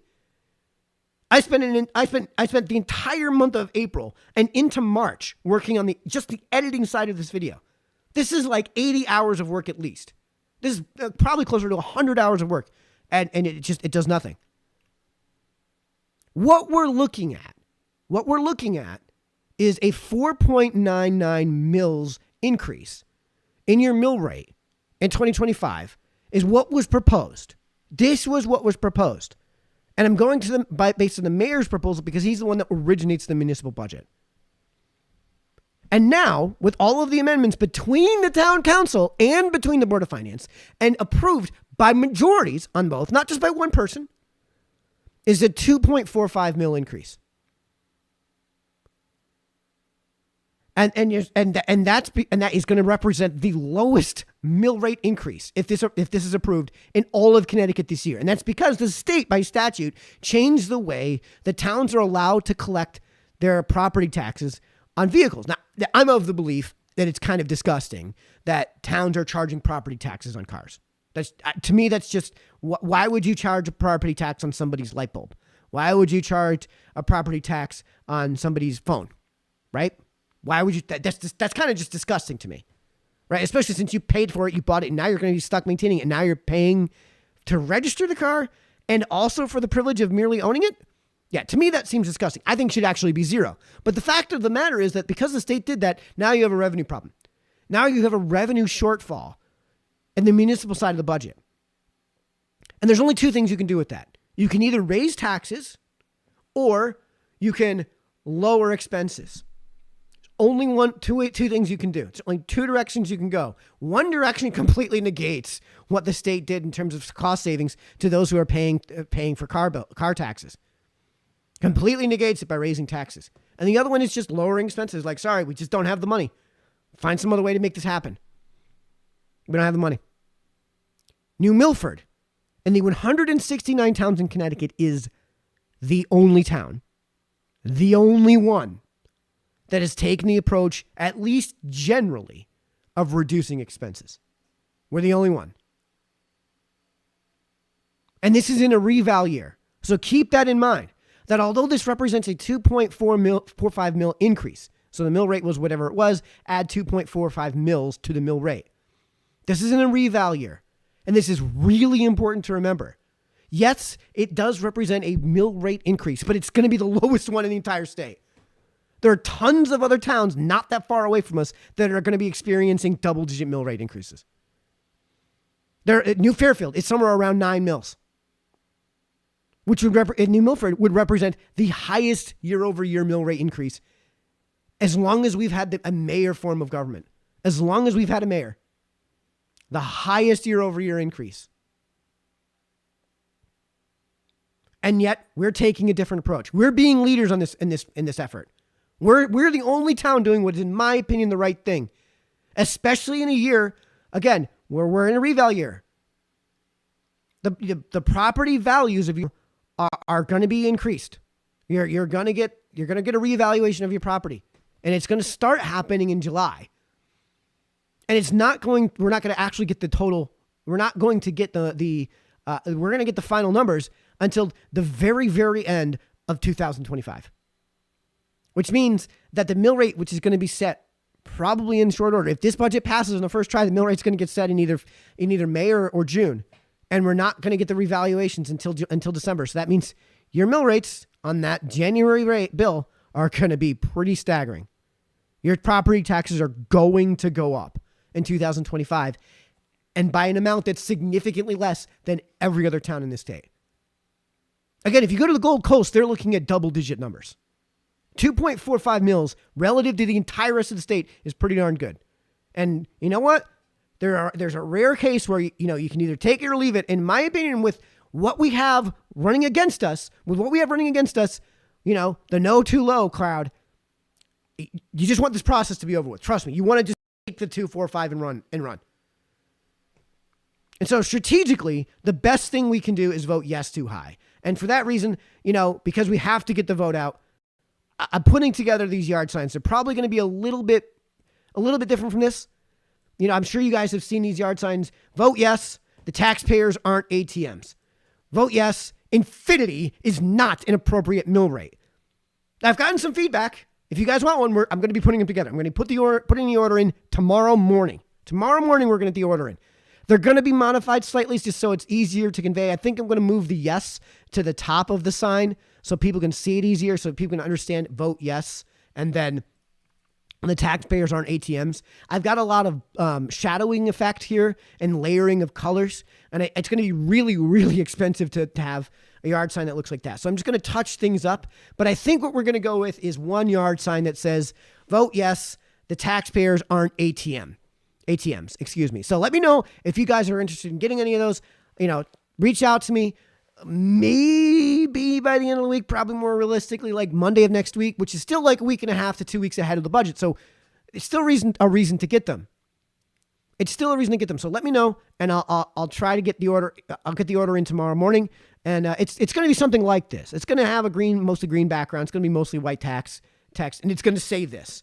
And like I said, between the two yard signs, it seems everybody really prefers this one. So that's the one that I'm going to try to go with. And that's one that I'm going to focus on. But in the meantime, you guys have absolutely got to go to the May 6th town council, to the May 6th town meeting. It's at 7:00 in the E. Paul Martin room. You guys have to go. You guys have to turn up. I can't be the only one. If you want your voice to be heard, this is the way time to do it. And the real reason you guys have to go is because at this town meeting, they're going to try some crap. They're going to try some utter shenanigans that are going to be obviously violative of the law when it comes to the rules and procedures of this particular town meeting. So you need to come to this meeting, if only to vote whatever shenanigans they're going to try to vote all that down. They have a machine behind them. They're extremely well funded and extremely well protected, and already are in a place where they can coalesce the schools as soon as they get out of work, like 6 hours before you and I normally would. So show up to the town meeting. I believe it's 7 p.m. in the E. Paul Martin room. I'll have to check on that, but E. Paul Martin room. I'm sure. Let me real check. Just pull up. I guarantee it's on Mayor Bass's Facebook page at the very, very least. Let me just look that up. Mayor Bass. Email for Mayor Pete Bass. It's got to be on here. I'm sure there's a notice somewhere along the line. Okay, no, I don't see any posts that he has on his page. Yeah, and I don't want to go to the town's website to try to figure this out. But I believe it's 7 p.m. this Tuesday night. I'll put a post out to get the exact time out. But it's the E. Paul Martin room Tuesday night. You guys got to go to this meeting. I'll get you the yard signs so you guys can have them when the time comes. But you guys got to show up to this meeting. Otherwise, again, some shenanigans are going to take place. So you guys got to show up. Anyways, that's the best I can do I'm surprised I was able to get that done in 83 minutes. I might have to put out some clips in regards to that, but I got a bunch of other stuff I got to do tonight. So the editing will probably remain fairly thin. Yes, I have seen Hillary Ram's videos. I've already done something of a reaction to them. That's in editing, and I'll get those out relatively soon. That's not what's important. What's important is the information from this video. So go ahead and share it. Like I said, share it with everyone, because this is where the disinformation and debunking of disinformation is taking place. This is where you're going to see source citations. And on that note, let's see what you guys have to say. I'm sorry I haven't gotten to any of your commentary until just now. I'm going to extend this out just a hair so you guys can hear me a little bit better as I reach over to my other computer where I can see your guys' commentary. Okay. Raylos, you're way too intelligent for 90% of your audience. Pat Erickson, keep it simple. I'm trying. So if 20 of us sign up, we can let you talk for 100 minutes? Yes, that's 100% true.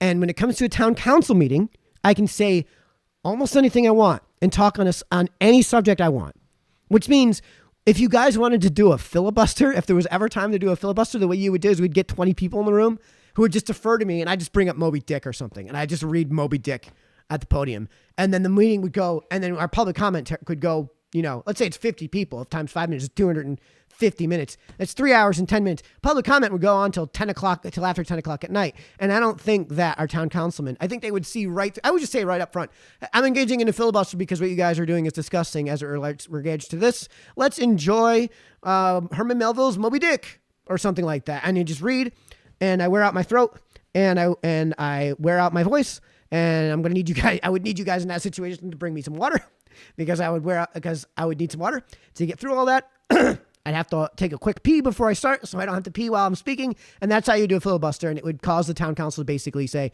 yeah, it's 10:30. We're not young. So we're going to call the meeting to a close, and we're just going to adjourn the meeting without taking care of any business. That's how you would do a successful filibuster, for folks who are ever wondering. It's BS to let someone talk that long. I don't know. Mike, can you find out how many of these people are from New York? So I recognized a lot of the people in the room. I don't know how many people in the movement are from Connecticut versus New York. But the teachers are getting to an age broadly that is about where I am. So I'm 39. I'll be turning 40 by the end of the year. I know that hurts. It hurts for me to say about myself, but that's a pretty common age for teachers. And so I'm starting to recognize certain teachers from high school, because they're teachers I went to high school with. In the room, I want to say there were maybe 3 people that spoke and were actually from New Milford, and everyone else isn't. So I would say it could possibly be as much as a majority that aren't from New Milford. I would say it's probably a plurality at least that aren't. I don't know. I'm not sure. It's a sizable number that aren't from New Milford. Though I would go so far as to say I don't know if any of them are from New York. I'm pretty sure a sizable chunk aren't from New Milford, but are from Connecticut. The budget only goes up, never goes down, no matter what. Yeah, it seems to be the case. And that's why I pose this hypothetical. Like, it's a way of getting at good faith. Okay, so if for whatever reason, right now, enrollment fell to zero, and did so in a way that was permanent. Let's say the Borg came into the Delta Quadrant or Alpha Quadrant and just, Star Trek transported every human being under the age of 16 out of the entire country. And let's just say, put up some sort of force field around the United States so that nobody could get in or out. And wrecked and somehow, vaporized every sperm. It somehow wrecked, the reproductive organs of every human being in the U.S. so that there was no possible way for the number to be anything other than 0, right? So you just simplify the hypothetical. Let's say something came up, and for whatever reason, we could know for sure that permanently, as of tomorrow, enrollment dropped to 0. Would you still demand a year-over-year increase? The obvious answer is no. That the correct answer is just no. And it's so obvious and so correct that they can't answer it because, everything that they're claiming about the infallibility of the teachers and their union and the union that represents them and their treatment of them as being creatures of a higher moral and existential plane.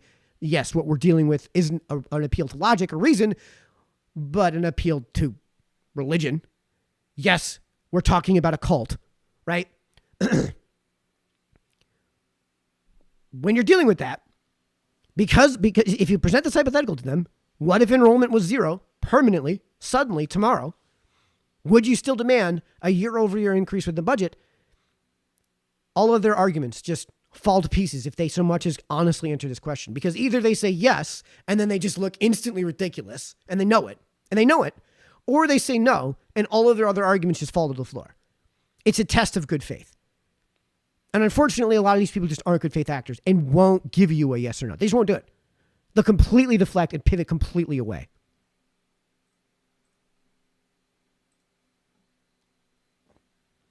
Yes, Pat. This is the statutes are a reference to this year's increase, or a year-over-year decrease. And what's happening in terms of this budget is a year-over-year increase. So it's this year's increase, correct? Teachers unions, which shouldn't exist, public sector unions shouldn't exist, are using our kids as chess pieces, to gain more money. The union collect dues, aka taxpayer money. The unions collect dues, aka taxpayer money, and their existence is defined by the fact that they are a collective bargaining unit. And who do they collectively bargain against? You and me, the taxpayers, by definition. By definition, that's who they're collectively bargaining against. Which makes you wonder, like if you ever hear about conflicts of interest come election time, would it be a conflict of interest for somebody to serve on the board of ed who is politically in bed with the teachers' unions, or whose nominating party is politically in bed with the teachers' unions? Something to ponder. Election year this year. See you in November. Pat Erickson, I have never seen anyone be allowed to speak so long at public comment. I have, well, not quite 15 minutes, but I was allowed 8.5 minutes. I think it took me one time to get through my speech against the speed cameras, the super, super, super unpopular speed cameras that I don't know how they're constitutional. I don't know how anyone could consider them constitutional. I don't know how they're not a violation of the 4th, 6th, 7th, and 8th Amendments. It was unbelievable, dishonest, and incompetent. I don't know. Could be both. It's entirely possible that that this could be a matter of dishonesty and incompetence. Generally speaking, I would, just from a logical deduction standpoint, I would prefer to aim towards one or the other. I'm having a really hard time of saying it's incompetence. I'm having a really hard time saying it's not dishonesty and it's just incompetence. What's the qualification for a kindergarten teacher? Pass grade 1? I mean, it's a fair question, right? Like, do you really need a bachelor's degree to teach kindergarten? I mean, it's just glorified daycare.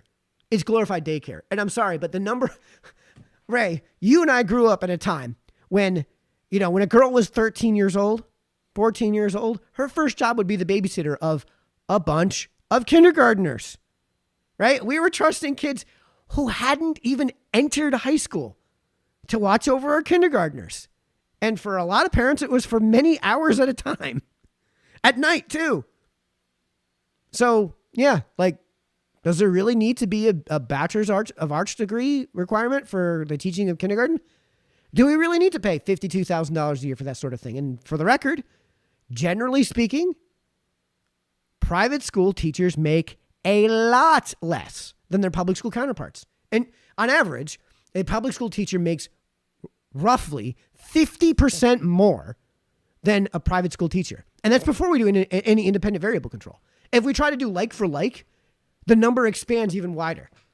So what does that tell you? First things first, it tells you that money isn't the sole motivator. So that's another bit of debunking we can do right now. One of the claims that you're going to hear is that the sole motivator, the sole thing you can use to attract somebody to any hiring position is money. The only thing people care about is the money. I'm sorry, but there are certain things that you couldn't pay me an infinite amount of money to do. For all intents and purposes, there are certain things you couldn't pay me an infinite amount of money to do. And then there are certain things that I pay to do. I play Ultimate Frisbee on the side. I pay to do it. I don't get paid to do it. I pay to do it. I pay money to do that sort of thing. Everyone who participates in the local softball leagues, the local slow pitch softball leagues, the fun leagues, right? I bet every single one of them pays money to do that. Some of you might know that I have a sort of secondary job as the head referee and crew chief for the New York region for the UFA, the Ultimate Frisbee Association. I am the boss when it comes to my region. And I tell you what, we get paid pretty decently in terms of our by the hour rate, while we're on the field. But it's not enough to be a full-time job.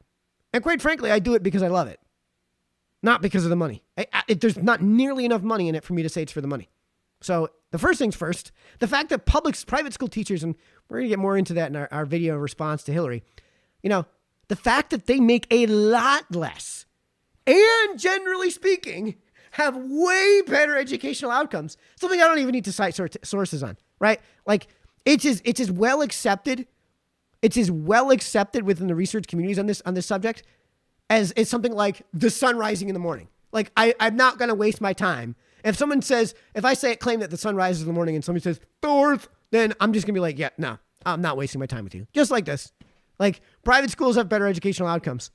And it's because, like I've said a billion times, 60 to 80%, depending on what study you want to go by, of the delta, the variance, the difference in educational outcomes and what actually affects the actual learning and education of children is what's happening in the home. 60 to 80%, depending on what study you want to go by.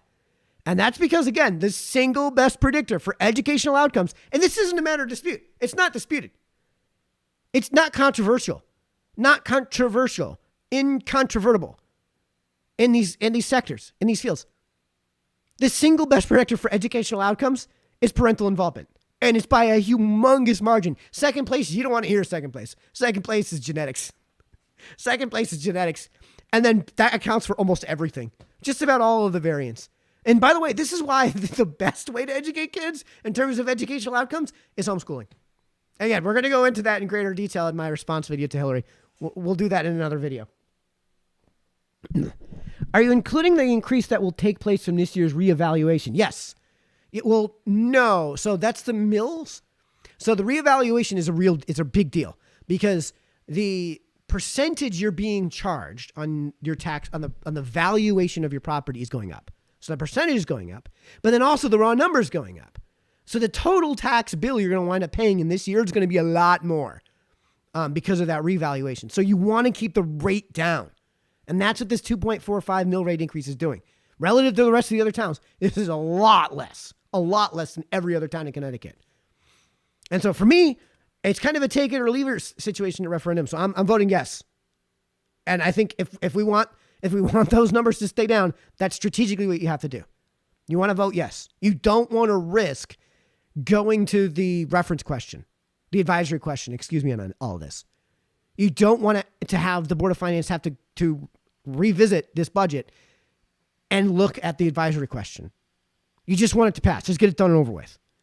And you can always vote too high on yes. So strategically, the thing that makes sense to do is vote yes too high. Now, I'm trying to dumb this down for everyone and just say vote yes. Just vote yes. Right? And then the potential for failure just doesn't exist if we get enough people to vote yes. Does this include the amount of taxes needed to pay the $5.7 million plus interest lawsuit? No, this doesn't include any of that. And it would be strategically bad from a legal standpoint to reveal your hand on that regard. If you were, because we're still under, I got to speak very delicately on this because we're technically still under suit, right? Because there's still an appeal process that's taking place. If you were as a town to say, all right, we are explicitly say on the record, we are setting aside a certain dollar amount for this lawsuit, then the litigants are going to use that information against us. They're going to use that to leverage a higher dollar amount. And if we were still in the trial process, they would use that against us in the trial to actually get the jury, in this case, to rule in their favor. So you don't ever want to make that public. If you're going to set aside, squirrel away money, you got to be very, very quiet about how you're going about that. You got to say, we're, for whatever might come, we got to save for a rainy day, right? We're going to add money to the unassigned fund because we don't know what's coming. And, we haven't been putting as much money into the unassigned fund as we probably should be. Perhaps there's a big rainy day that we have to worry about. We don't know what that rainy day might be, but a gut instinct says we should put away some money. That's how you would have to go about it. You can't set aside $5.7 million for the suit because, again, they're going to leverage that against us. And you don't want them to do that. We have the chance of not having to pay that out. It's not very good. From what I understand, our chances are we're throwing up a Hail Mary. But there's no point in putting 15 men on the field in defense, allowing the team to put the defense to put 15 men on the field when you're going up for a Hail Mary. When Aaron Rodgers, when Eli Manning has to throw up a Hail Mary because that's my boy. That's my boy. I'm a Giants fan. That's my boy. When Eli Manning has to throw up a Hail Mary, we only want 11 Cowboys on the field. We don't want to have 15 Cowboys on the field. We only want 11 Cowboys in the field. So like, why would you make that public? You can't make that public. You can't allow them to use that against us. Why not vote no too high? I think I explained that. But the strategy behind voting yes too high, because we all agree vote too high, so we don't have to deal with any of this, is so that it doesn't come down to the advisory question. Because the first question that gets asked is whether or not you're going to approve of the proposed budget at referendum. So you want to vote yes, so it doesn't have to come down to that. So it doesn't have to come down to the advisory question. It would be, I shouldn't say this. I shouldn't say this because you guys should just vote yes, strategically. Just vote yes, and then the whole process is done and over with.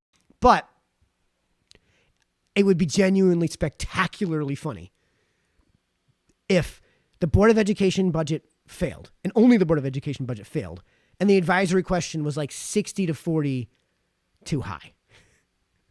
And the advisory question was 60-40, make it too low, because I would love to see what Joe DiGregorio has to say.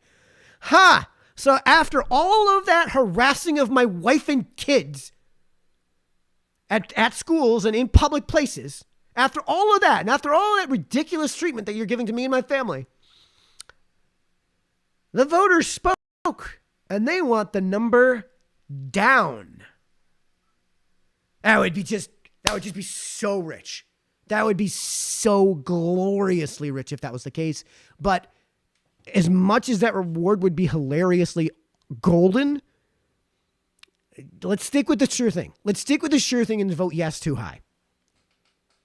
We need Doge. Yeah, I mean, this is something Joe DiGregorio and I have joked about. Like, if you put just me, Joe DiGregorio, and like one other crazy libertarian on the Board of Finance, we could just vote no to everything. And then everything fails. And then nothing winds up going to a town meeting. We just vote no on everything.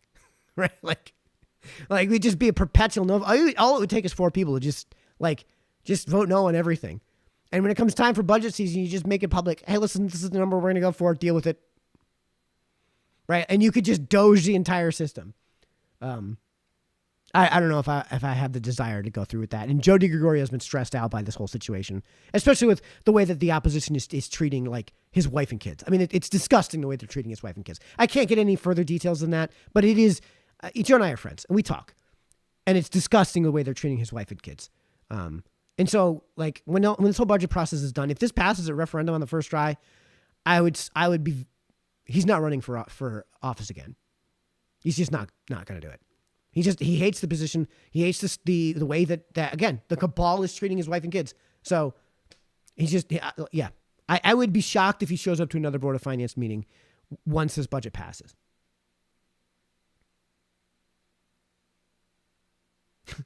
I'll defer my time to Mike. Yeah, okay, Ray. We can do that. Let's do it. Defer to Mike. Yeah, go ahead. You know what we could do at this town meeting is I'll speak for 20 minutes on this thing, and I'll present arguments that are going to make them look stupid as hell. Because listen, I don't have to make them look stupid as hell. I can just tell the truth.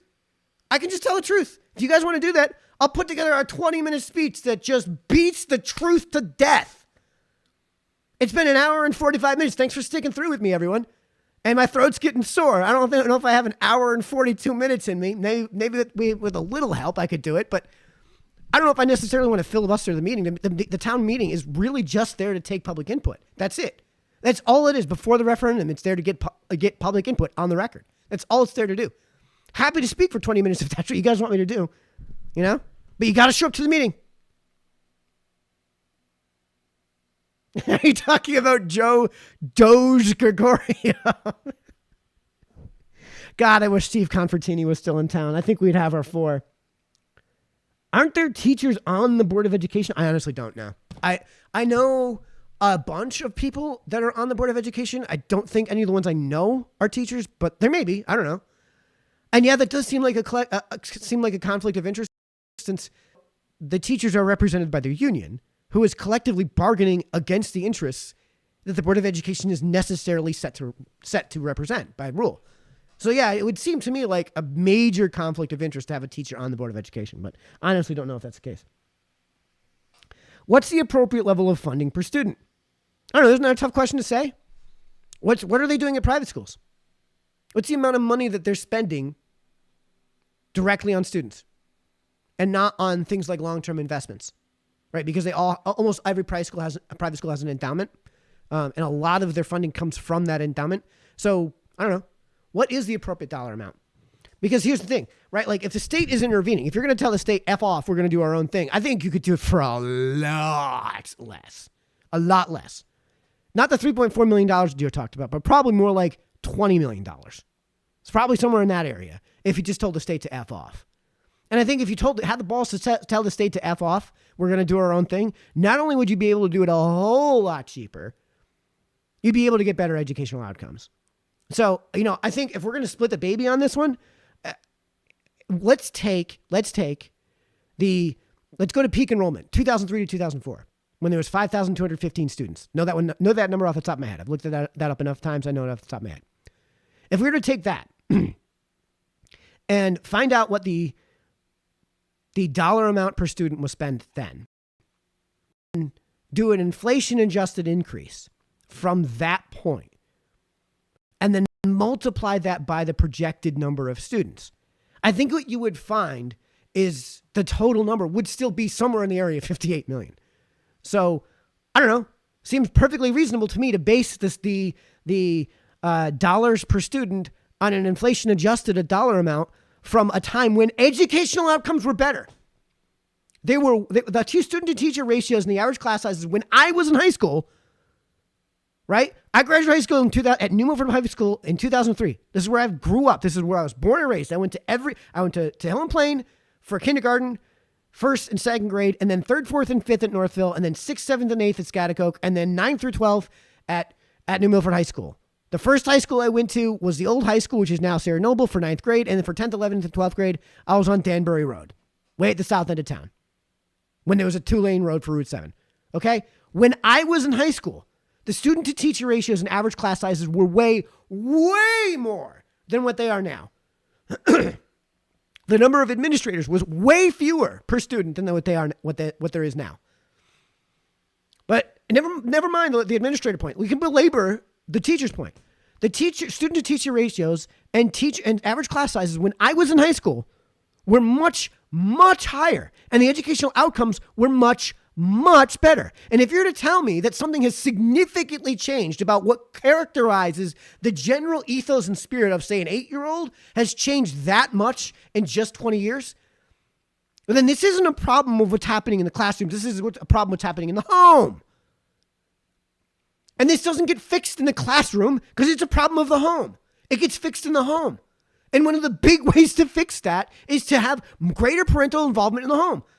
You would want vouchers in that situation. How many parents in the audience right now, if they could get even the variable cost, which I'm going to pull a number out of my ass because the Board of Education has utterly refused to tell us what the fixed and variable costs are and what the metric they're using is, what the independent variable what the dependent variable is that they're using to suggest is the driver of those variable costs, which is enrollment, obviously, right? But they won't say it. This has been requested every year for the last at least 10 years, and it's been refused every single time. What are the variable costs? What are the fixed costs? What is the thing driving the variable costs? What is the variable driving the variable costs? Right? If we were to just say it was $9,000 per student as the variable costs, for those of you in the audience that have kids right now, how many of you would have somebody staying at home and homeschooling your kids if you can get an untaxed $9,000 per kid? Just a cash check, right? Just a total check of $9,000.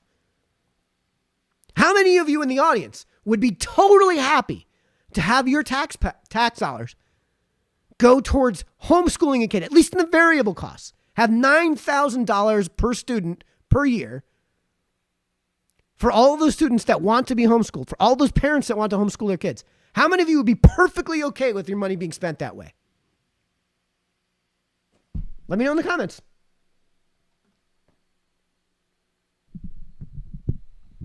We're not filibustering the town meeting. We're spitting.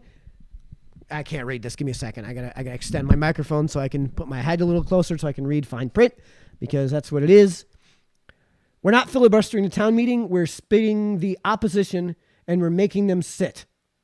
We're spiting the, excuse me, that was stupid. This is from Ray. I like this.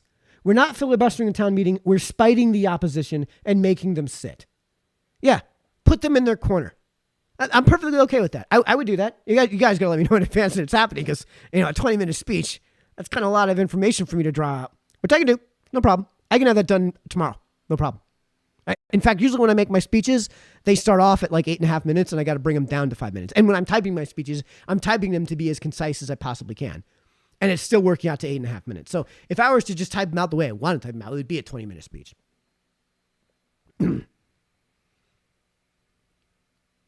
Joey Musk for every hater. Joey Musk. Oh my God. Joe, if you're watching, I am never referring to you by your multisyllabic last name again. You are Joey Musk. Joey Musk. For every hater, I'm sure there's 2 or 3 who support you. I sure hope. Money Weed, thank you. And thank you to Joe Doge. Joey Musk. You guys are great. You guys are so great. This is why I do this, because of you guys. You guys make this fun. You guys make this interesting. You guys make this worthwhile. I really appreciate it. Genuinely and sincerely appreciate all the love. Rainy Mastrella, great. Appropriate. That's a hard question. Our per pupil spending less than most of the surrounding towns, but it's increased 400% in the past 25 years. 25 years would put us to 2000. I actually don't know the number from 2000, so I can't confirm or deny that. Teachers' salaries in New Milford have increased about 160% in that time. That's entirely plausible. And honestly, 25 years, I don't have that data off the top of my head. So the price per pupil, the PPS, price per pupil spending, isn't just a function of teacher salaries. True.